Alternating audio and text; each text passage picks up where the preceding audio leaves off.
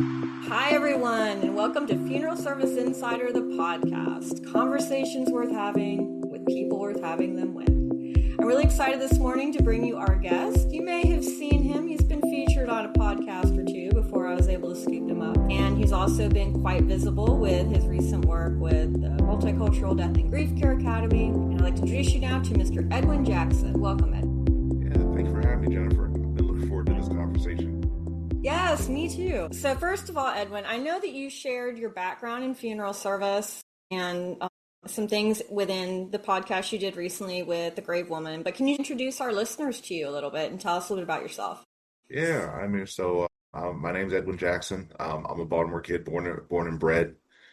I worked for Von Green Funeral Service, one of the leading providers for African American families in Maryland. I started with Mr. Green's firm, 13, 14 years old, so still fresh in high school.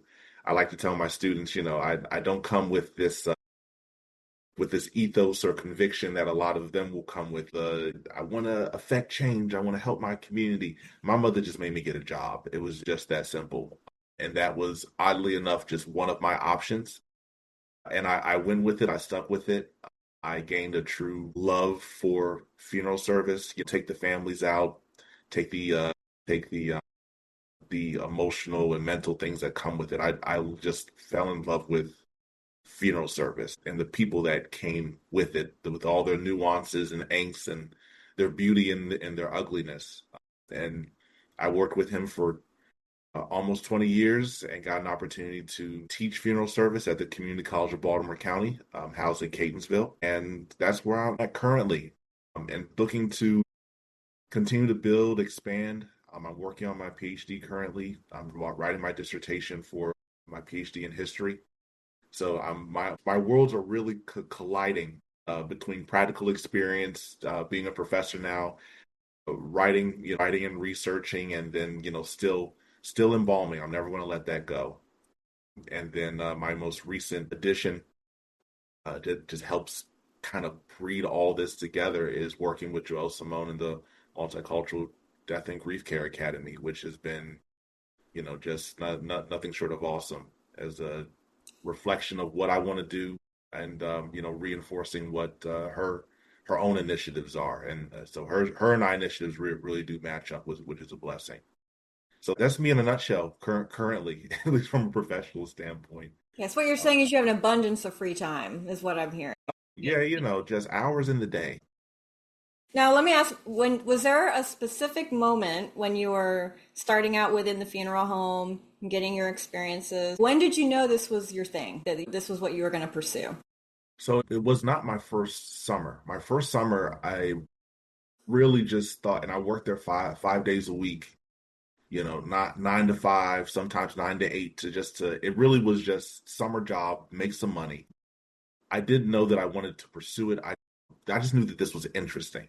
I just knew this was interesting. This is a unique experience. None of my friends are experiencing like this. I'm not sure any teenager is experiencing what I'm experiencing. So I knew it was just going to be a good story. I knew it was going to be maybe a good book or something I might write one day. But it was my second summer going into my junior year where you get these questions about, what career path are you taking? You're looking at college. So when I was asked, do you want to come back and work with us again? I was like, well, yeah. And then I really started, I guess, kind of getting pulled. I just started getting pulled in. The staff that was there, for whatever reason, liked me enough, what have you, just really started pouring into me. And it just became more than a fascination, became a fixation. So after that, it was like, are there schools for this? So I was talking to the staff, where'd you go to school? Where'd you go to school? And eventually landed on, University of Central Oklahoma. So I worked every summer till graduation, then went to mortuary school at the University of Central Oklahoma. So there really wasn't a moment. It was like these little drops. It's almost like a plant that just got watered over time. And, it would have seasons where that flower would wilt, and some seasons where that flower would bloom uncontrollably, and still has those seasons. But yeah, I'd say it was moments of nurturing over time that really brought me into really brought me into the field. Funeral directors. Want more consistency, higher family satisfaction, and stronger revenue per call? Meet Arranger from Matthews Technology Solutions, an interactive arrangement system that helps your team present every service and merchandise option every time.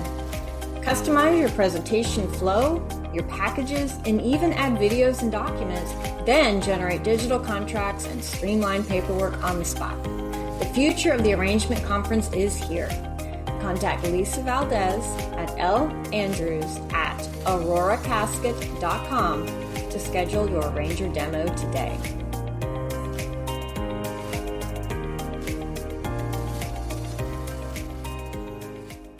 Okay, and what made you add education into the mix of your career, director? Yeah, so the backstory with that is I always wanted to study history. History has always been my first love. So in my head, we're, eventually we'll do this professor thing. Half the impetus for that is that my father worked a job that, was very time demanding. So he was always flying back and forth. Mr. Green, as a funeral director, running 4 locations, he worked a lot. So the idea of my children potentially seeing the back of my head was not attractive, And I knew that, Mr. Green, my dad, doing the best that they could, amazing providers. But as a kid, you miss time. You miss time. So I already knew I wasn't about to own a funeral home. That was not what I was about to do. I want my time. I want my weekends. Some professors get summers off and don't have to teach. I wonder what that's like for them. But I just so from that aspect, education was very, very attractive. And when I got into management, that was probably the only piece of management that I truly enjoyed, was just training and teaching and helping, be it an apprentice, funeral attendant, transporter, refine their practice. That way, even if you wanted to move out of funeral service or move to another state, you had a refined skill set. Because people don't think about a removal technician or a transfer specialist as a skill set. That is a skill set. And I brought my cousin on for a summer, and he was doing removals. I even got him to a little bit of dressing, and it's like, regardless of where you are, and he lives in Vegas now, if times get tough and your pursuit doesn't work out, you have a skill set that a lot of people don't have, and it's a job that a lot of people are willing to do. So you'll always be able to feed yourself. But yeah, I really, really enjoyed the training aspect. So that really kind of reinforced and informs my practice today as an educator. It's funny because I feel like sometimes the support personnel, the ones that are performing the transfers, it's like they get thought about, but it's more like almost like they're just moving a box from one shelf to another box or to another shelf or something, right? Yeah. Versus how to operate your equipment in such a way where it's smooth, where it's not noisy. And we forget that they're often the first people the family may meet in person that represent your firm, right? So if they're out there struggling with a stretcher or bumbling over conversation or not understanding how to speak to people in that moment, like that makes a big impact. And it's often, I think, kind of undervalued when we look at training and things like that. Like if you were to ask me right now about a training that specifically targets people that perform transfers, I have one it's open to the whole team, and it's about ergonomics and safety and understanding how to use your equipment. And of course, when we work with the students, it's the practice with the stretcher and not all stretchers are exactly the same, right? Right. But I feel like refinement of what would be just those they're not simple tasks, but what, don't require advanced education to do, they're still of value. And that focus on refinement is really interesting. Absolutely. And that differentiates your firm too, I'm sure. Yeah, no, absolutely. People, we always used to hear, you could tell what our staff, you knew when a member of our staff was on the service. You didn't have to look at the hearse. You didn't have to look, you knew by looking at the person. that's a member of Von Green Funeral Service. Like we used to hear that all the time. And so it's like I think about that like from from my institution. Can you tell a CCBC student when they graduate? Can they tell? Can you tell by their competency? Can you tell by their how sure they are? So just going beyond the national board scores. I've often thought about would I be willing to sacrifice high board scores for a more workforce ready student? Because that's oftentimes I think where we as educators kind of have to think about. There's so much like we have to teach, but then how much of the curriculum, for example, truly prepares the student to be workforce ready by the time they graduate, or even while they're here.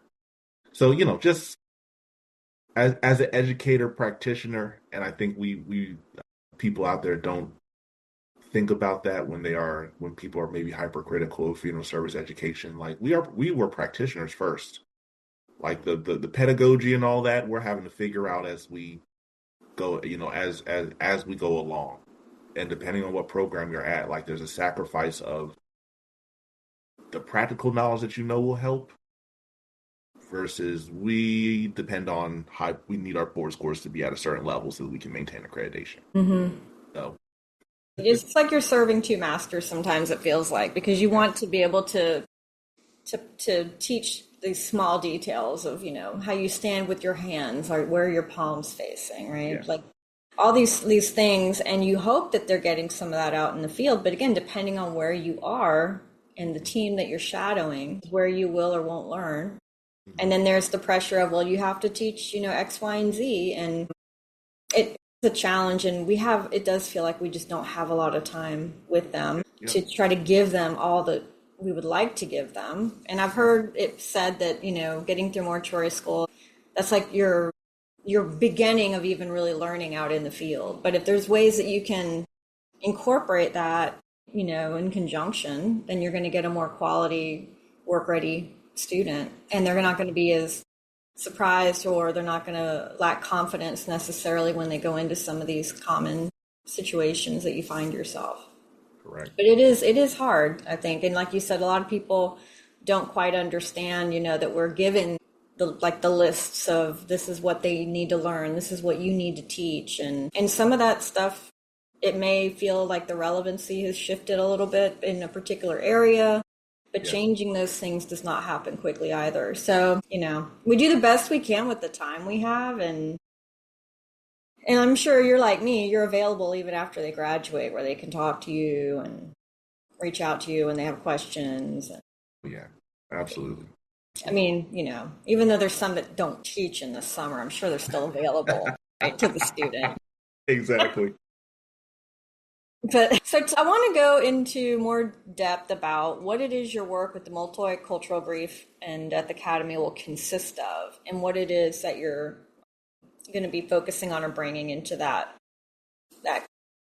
Yeah, so Dro was gracious enough. I asked her, by the way. She didn't ask me. I Okay. asked her because have been an admirer of her work and admirer of what of the academy for some time. And so just off the strength of that and us kind of having conversations over time, I asked if I could come on as her embalming specialist. And she said yes right away. So I was very, very, very, very elated with that. So my work with her is really going to focus on the embalming and restorative art side of the academy. Particularly as she begins to shift her focus towards more wellness, self-care, the more spiritual aspects of the practitioners that are involved in grief and death care. So I'm really going to be focusing on making sure that the things that we do not learn in school from an embalming and restorative art standpoint are being put out there, particularly as they relate to people with darker skin tones, people of color, non-white individuals, making sure that the curriculum is filling in the holes where the curriculum does not, or even, and this is just the reality, there are practitioners out there that very rarely or never have worked with anybody with a darker skin tone or have worked with anybody who is not white. Like that's just the reality. The reality of that too is that, majority of those individuals are educators, and that's not slight on them. That's just what it is, and it's not even for a fact of, I'm not saying that all educators don't seek this knowledge out, but you think about what you're exposed to. And, if you're a practitioner that's in rural Iowa, you're not thinking about necessarily anything but maybe a white family in your community, and receiving that, being chosen by a family that's African American, Vietnamese, what have you. You may not just have just the basic knowledge of your everyday practice to be able to get it right, so to speak. So, can anybody that follows me on LinkedIn, I've started, for example, a discoloration series, which will eventually turn into course content. Joel and I have been crashing the board on ideas as far as what she would want me to produce. But one of the things that folk can look forward to is multiple modules when it comes to embalming people of color, where those nuances fall into. So, from the general of intravascular discolorations and extravascular discolorations, what do those things look like as you work with darker skin tones? Same with restorative art. What do those discolorations look like, such as jaundice? We people miss that a lot because it's not as prevalent, especially on someone of with a very, very dark skin tone. How can you identify that? And it's usually just taking some time and just visualizing and just looking. But a lot of nuances there. So right now, people can look forward to eventually some courses that can be taken from the balmy and restorative art standpoint.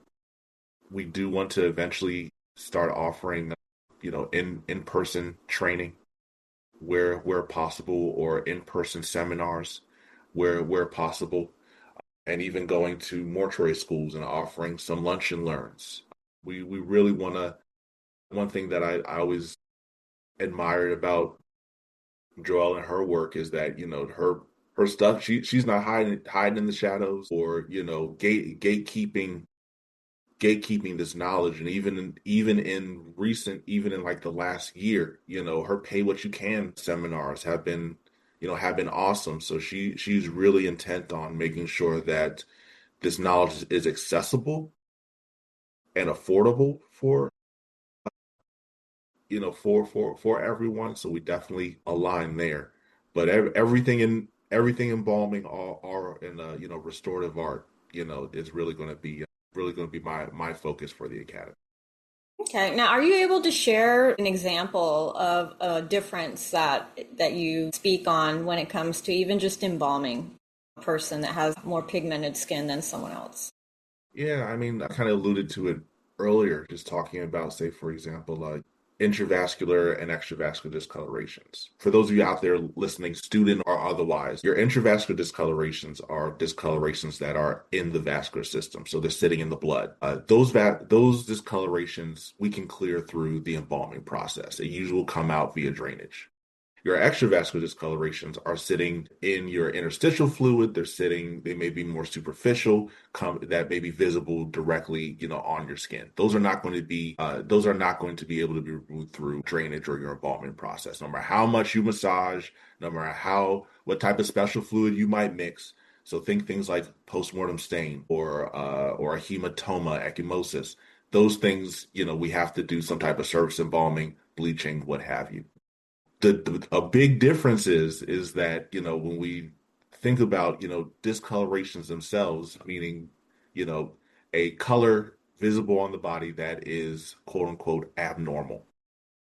Most time when we're training, even in the textbook, medicine too, those discolorations are taught and seen on white skin or light skin. As more melanin is present, and the skin tone becomes darker and darker and darker, something as quote unquote simple or like hypostasis or livor mortis, which is an intravascular discoloration, which we can clear via the embalming process. On a dark-skinned person, or even someone of my skin tone, more, medium brown perhaps, if you're not just taking the time to just look, identify, that can easily be missed. And those type of discolorations, once again, we can clear that through the embalming process. You could, those discolorations that you don't clear, you end up having to use more cosmetic. You end up having to, you just give yourself more work, and it really takes away from the time that you may be able to serve or do other things. So something as simple as not just taking the time to identify, but it could really just be the lighting in your prep room.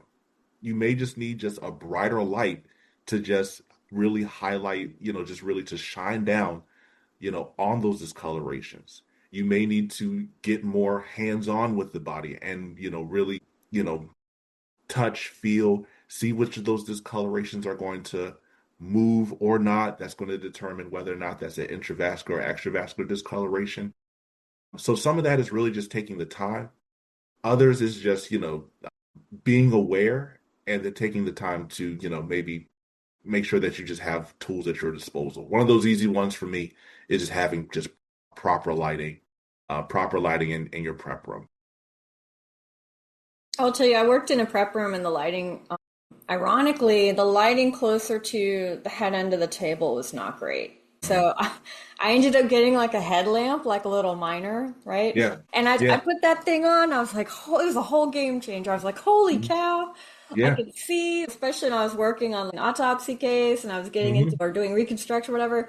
And I to this day, I have like a little whole headlamp situation in my kit because that lighting made such a huge difference. And yeah, I feel like with the emphasis on the prep room, there's so much like ventilation and these other things that, the safety elements that we look yeah, at when we're looking at the overall construction of the prep room and its components. But lighting is such an important piece to have within your pre-embalming assessment and even throughout the process, just so you can monitor effectively. That's so important because nothing's worse than you not seeing something because of the poor lighting.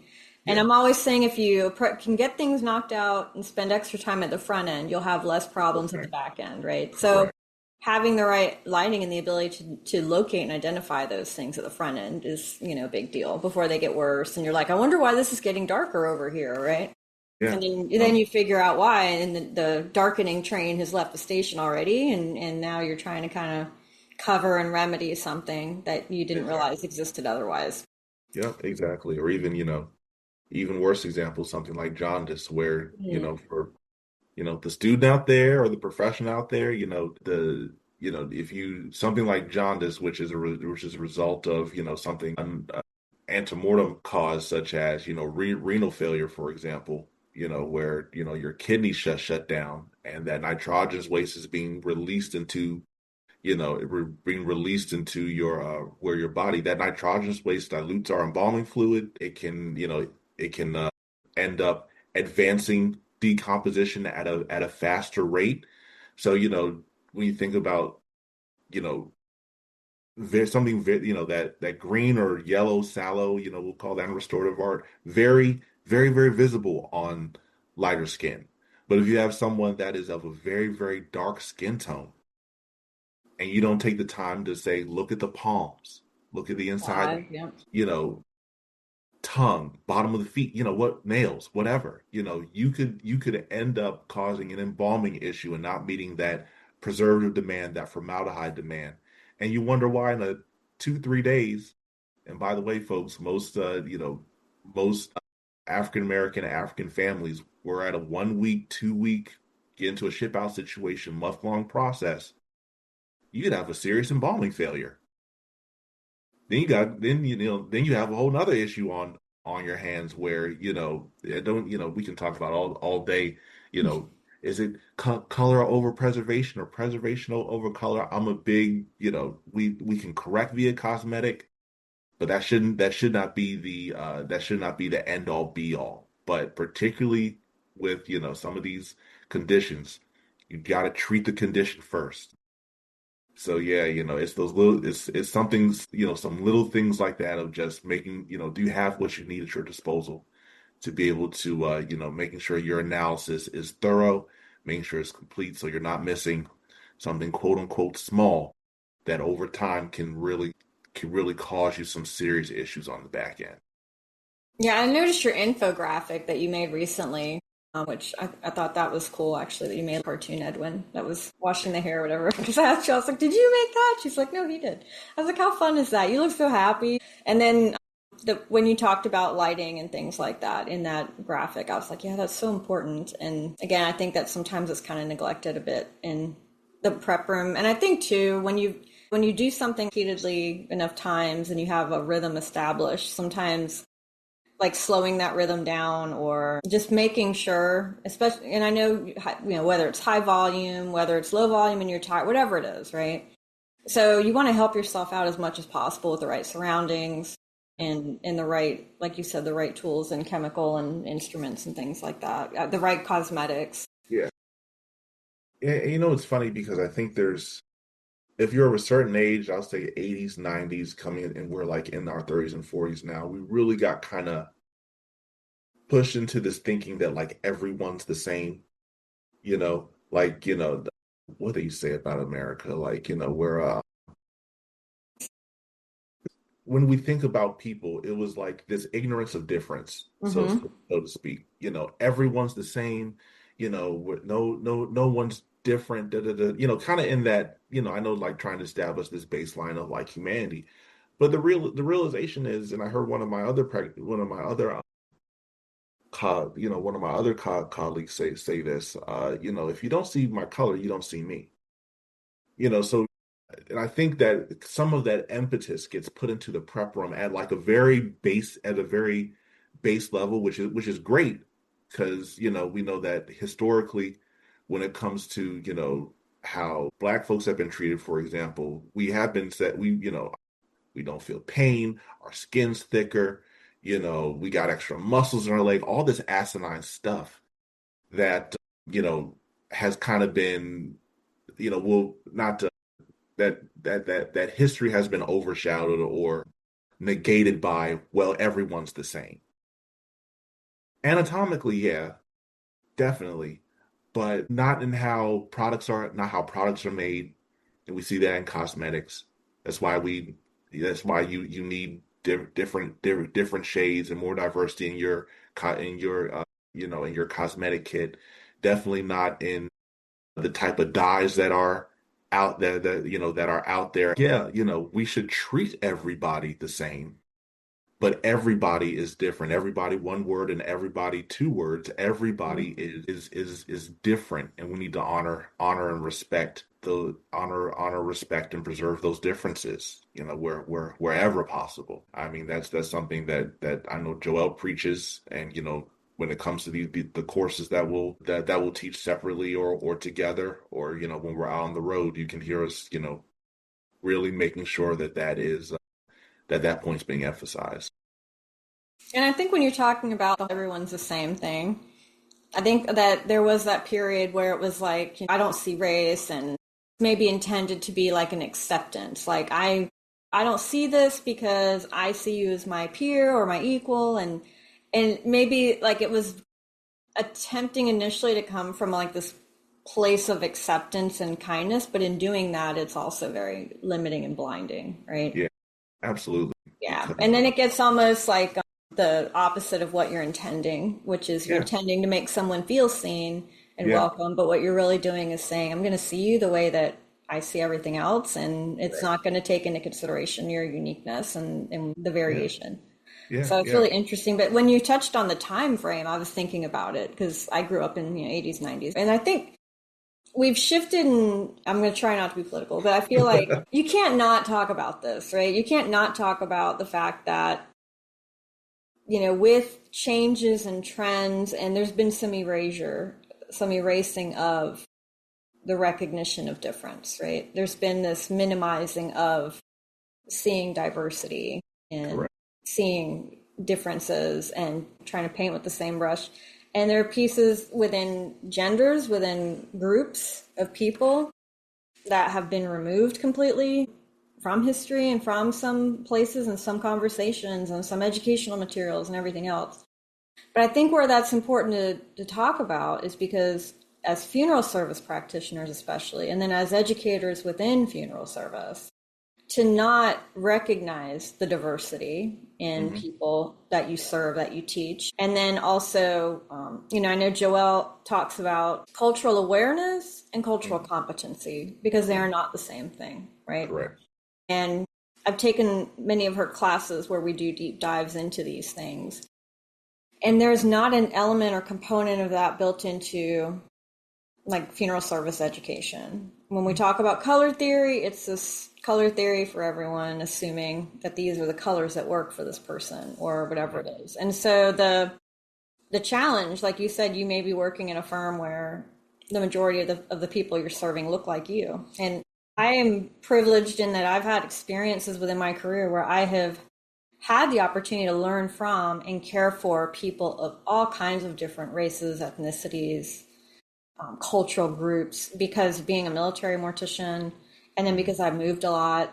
And so I recognize that that's not always the case for people. I've gotten to work alongside people of color and people from different parts of, the US and in some cases the world. So I've had this incredible opportunity to learn from them. And of course, supplementing these things with the courses and the education that is available through Joelle. But I want to talk a little bit about how at a minimum, and this is just my feeling, I feel like we have a responsibility, especially as educators, we have a responsibility to be culturally aware at a minimum and to let that influence and incorporate how we provide instruction and how we communicate with our students.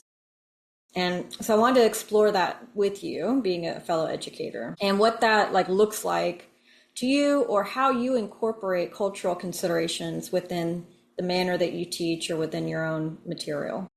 Yeah. So I'll give you an example. In the last curriculum review, which just got approved, and which got approved this year. So for everybody out there, for the curriculum that gets built, the curriculum is created by the American Board of Funeral Service Education, which is our accrediting body for every mortuary school in the United States that is accredited. That curriculum every year is reviewed by educators accredited mortuary schools, along with the representative from the National Funeral Directors Association, the National Funeral Directors and Morticians Association, and the Cremation Association of North America. So every year, there's at least 3 subjects that get, 2 to 3, maybe sometimes 4 subjects that get reviewed. Last year, I had the privilege to be on the restorative art curriculum team. So if you heard my podcast or read some of my stuff, or even, I point you all to Jennifer's article. She talks about this also, where, just for years, and this is still the case, it's not as bad, but for years when you talk about, what students were learning, if you were Black, or really not quote unquote white, you did not see yourself in the curriculum at all. The textbooks for years were at minimum racially insensitive, at max reflected a pedagogy that was uninclusive and even exclusionary. Just putting it lightly. You got to use all these academic words when you're talking. But these texts were were jarring for me as a Black student. Where you're reading, where you are described as mongoloid and negroid, and it's like, wait a minute, my president is Black. How is this happening? This is 2008 when I'm reading this, and the response from the educator was, "This is what we got." Now fast forward to 2023. Ben Schmidt has written a text. Dominic Astorino has written a text. Those texts that I'm referring to, the Jay Sheridan color theory and restorative art texts, are no longer texts that are a part of the curriculum to be taught. That being said, still a big gap to fill. We've even have made adjustments in the restorative art curriculum that is more inclusive for all skin tones, races, genders, ethnic groups. But then the gap is that you have this curriculum that is built out for inclusivity, But if you have an instructor that has no experience with this, the student's not going to get any of that content. They will instead make considerations as far as skin tone, but no practical knowledge and this amount of theory. And that's not to say every educator is ignorant or unaware, because there are plenty of educators out there that recognize this gap and have known that for years and have taken time and steps to be able to build in where they can and where they're able to more inclusive teaching practices. So I myself, I make a point to, show casework where I can. I think all of us in the RA world, we're able, we do the old I got tattoos, like cover up my tattoos. But it's nice because, I got dark skin. I can grab a student with lighter skin. Show me off rip what you think you need to do to cover up my tattoos versus cover up, my other students' tattoos. And then it starts a really, really good dialogue, you know, where we can not just learn, but also have real conversation about, where these gaps are. One of the most rewarding things I've had so far is to have a student, tell me that something that I told her when it came to preparing descendants of another ethnic group or another race, and she was able to apply that, and the difference was just immediate, and the family was happy, and it's like, yeah. And then, where it's things that say I'm ignorant of. Like I had a student that was kind enough to correct me and pull me up. Where I would, we talked about language a little while ago. I was, and talking about the different ethnic groups, races. I kept saying Latinx to add everyone in, and she corrected me and said, "No, you need to say Latino, Latina, so that it can be that language can be exclusionary to different genders." Then I appreciate that for bringing that out for me. So even there's a ton of stuff that I need to learn, with with that.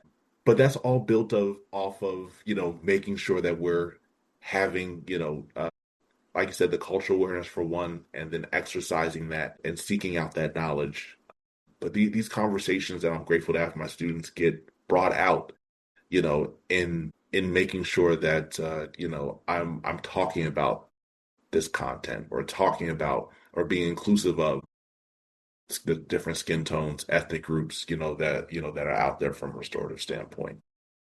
I liked your example too when you talked about the Latina or Latinx, because I don't remember where I learned about this, but like, how on death certificates you have your categories, right? And one's Hispanic, right? So Hispanic was like a created category that was Yes. meant to just scoop up everyone that was pretty much brown. So I make a point to not refer to people as Hispanic.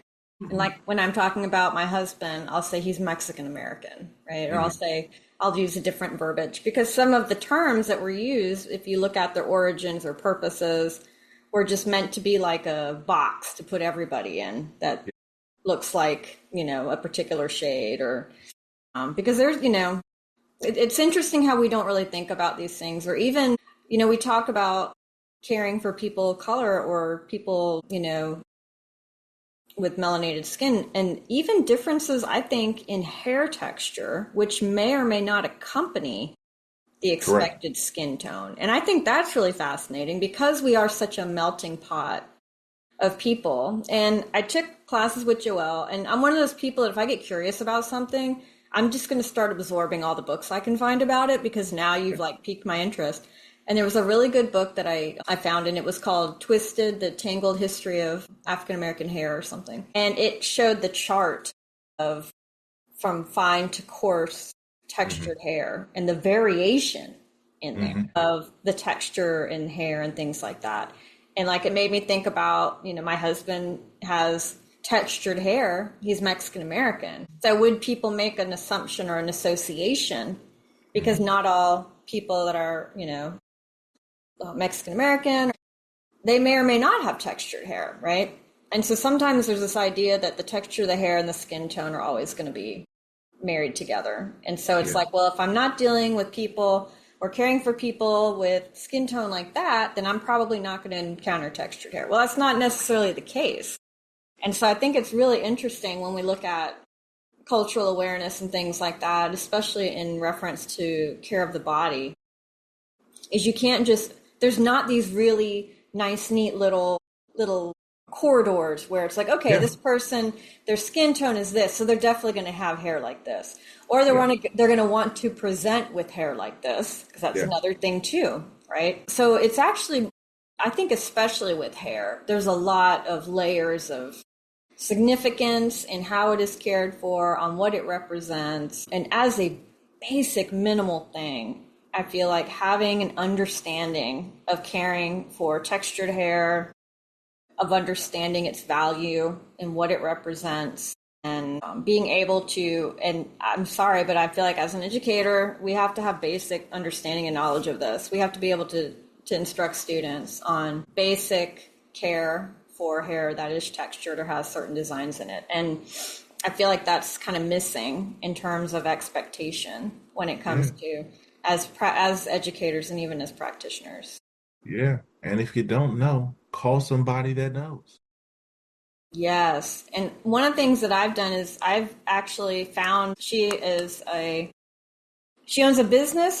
She is a barber and Hmm. hairdresser, and she is Mexican American and very well versed in braiding, locks, all different hairstyles. I go see her for my own hair, but we have good conversations about different types of hair. And I know that if I have a question, I mean, Yeah. obviously I know I can call Joelle, but I've thought about, okay, she's local to me. Yeah. So if I were called upon to serve a family Hmm. and they had locks or they had braids or they had a hairstyle I was not familiar with, I have a resource already in that I've looked at my local community and I've Yeah. identified who I could call, right? And so I think Yeah. that's really important too.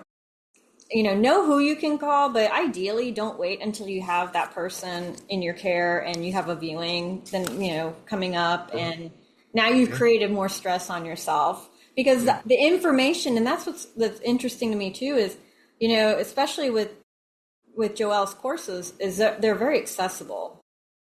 Like, I feel like the pricing and the availability makes it to where you can find this knowledge. There are all kinds of resources. I actually ordered a book from a beauty school, Mhm. and it's specifically on how to care for textured hair, and it's what they give students that are Yeah. in hairdressing school, right? Hmm. And so I've added that to my library of resources, so I have it.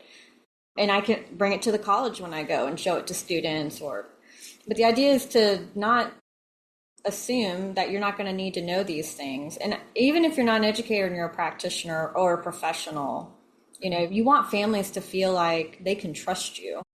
And in Right. this day and age where education is so available now with Oh yeah. technology, the excuses of not knowing where to find an answer, how to do something, I feel like have dwindled. Yeah. And it's one of those things too where, even when we get out, even when our students leave us, and they may have had all the information. So like, for example, Georgia just in their cosmetology courses now require now require students to, I don't know what level of competency, but be competent in dealing with, and working with and working with different hair textures. you know 5, 6, 7 years they go without working with someone that has different grade hair than they do. Like you said, you should have a friend, have a resource that is all like, when we talk about our toolbox that we need to have. Your best tools are often your contacts, your colleagues, the people in the people in your community. I mean, to me, like, that's the best tool that you can have. If there's something you don't know how to do, not confident in, not the best. If you are truly concerned about, the clientele that you're serving, if you're truly concerned about the respect that you're giving to that deceased, you will pull out your toolbox, which could very well be someone's number in your phone, and say, "Hey, I have this case. I'm not confident I'm going to do a good job. Can you come and whatever?" And with all the stories that I hear from families that where the results have not been what they need to be it from a hair or a cosmetic standpoint. I know that director didn't whip out their toolbox, particularly after they've been told that, no, I'm not satisfied with the work and the response. doesn't come with resolution Mhm. on the family's part. So once again, something you can't do, your best toolbox. I think that was in one of my in the first post I did with Joelle.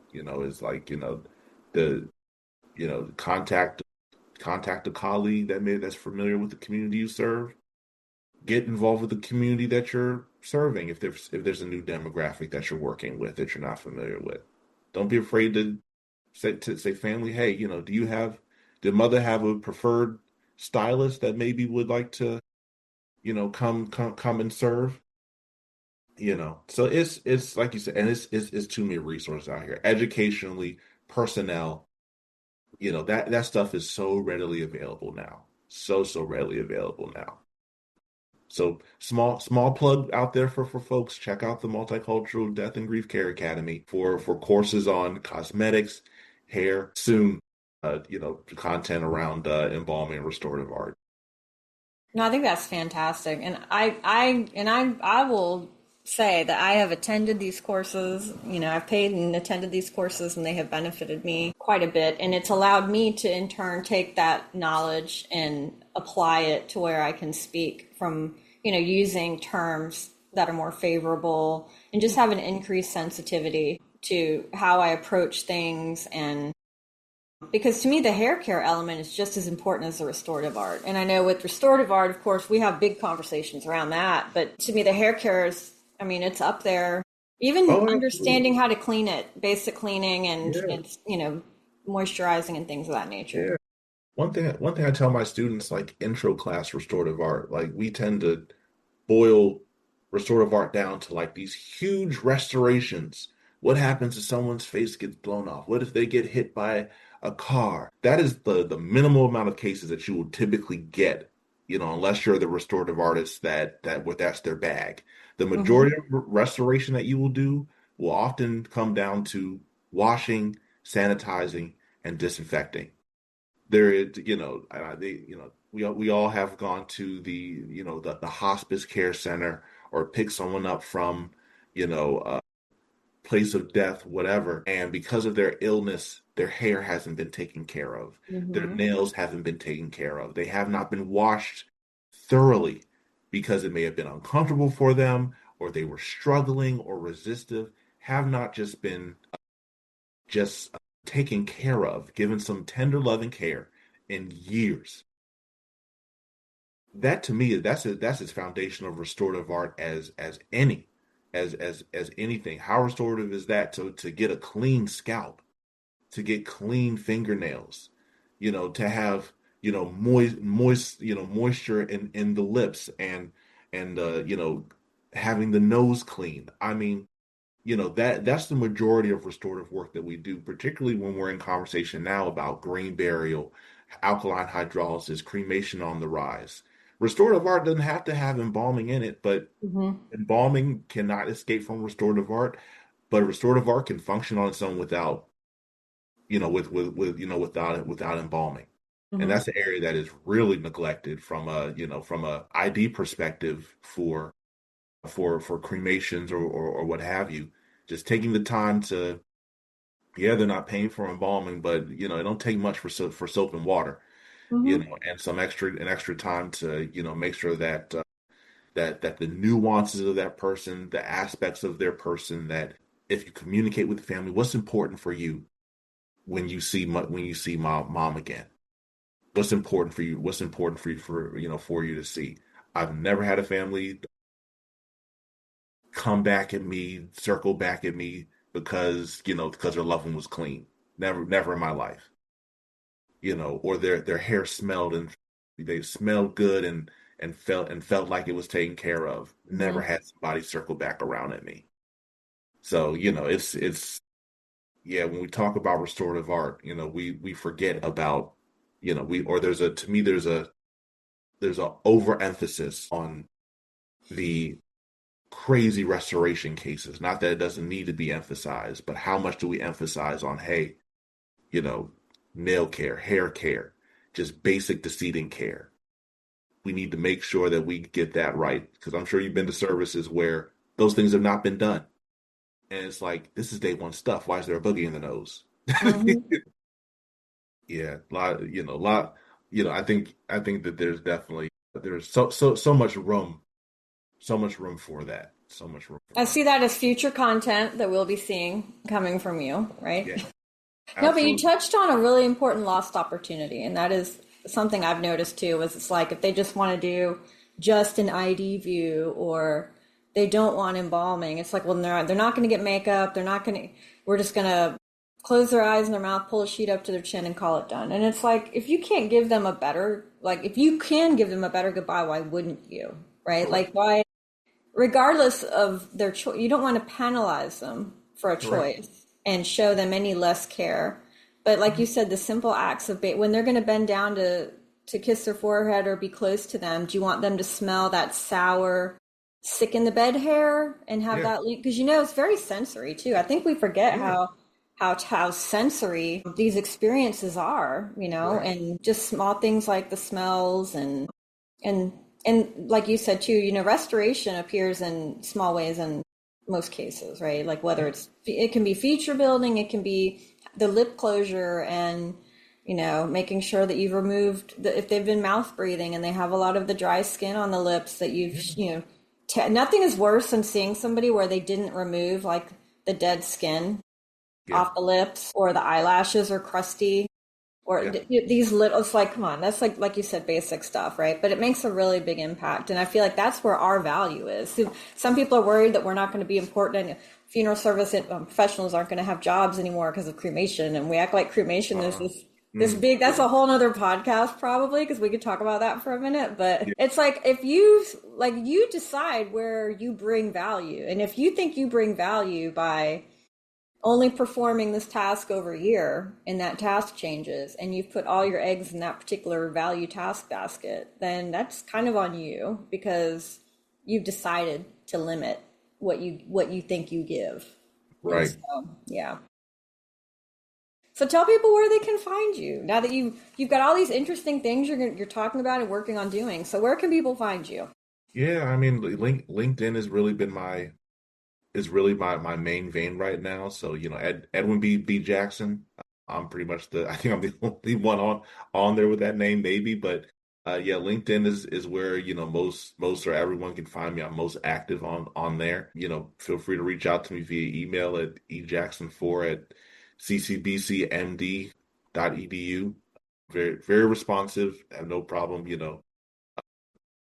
talking to practitioners, talking to students or people that are, within the death and grief care field. I mean, we're all in conversation with each other. We're all serving the same clientele. I think we all have so much to gain and so much to offer from each other. So I'm always happy to have a conversation. Yes, and when will you become Dr. Edwin Jackson? When is Boy, it so scheduled to putting happen? this out there in the sphere, Lord willing, and the creek don't rise. I hope that I will defend this calendar year. So at the latest, December is what I would like. Okay. But yeah, so hope that's if I'm on my timeline, that's what I would like is defense by December. Nice. So I want to thank Edwin for being with us today, for having these conversations, for being comfortable, recognizing what you don't know. Because I think sometimes as practitioners, that's kind of scary, but it benefits you and the families you serve to be honest about these things. And I appreciate all of your open willingness that you've demonstrated to be a resource to folks. So we are lucky to have you in our world, our circle here. And if you, like he said, if you have questions, reach out to Edwin on LinkedIn. But that wraps up this episode of Funeral Service Insider.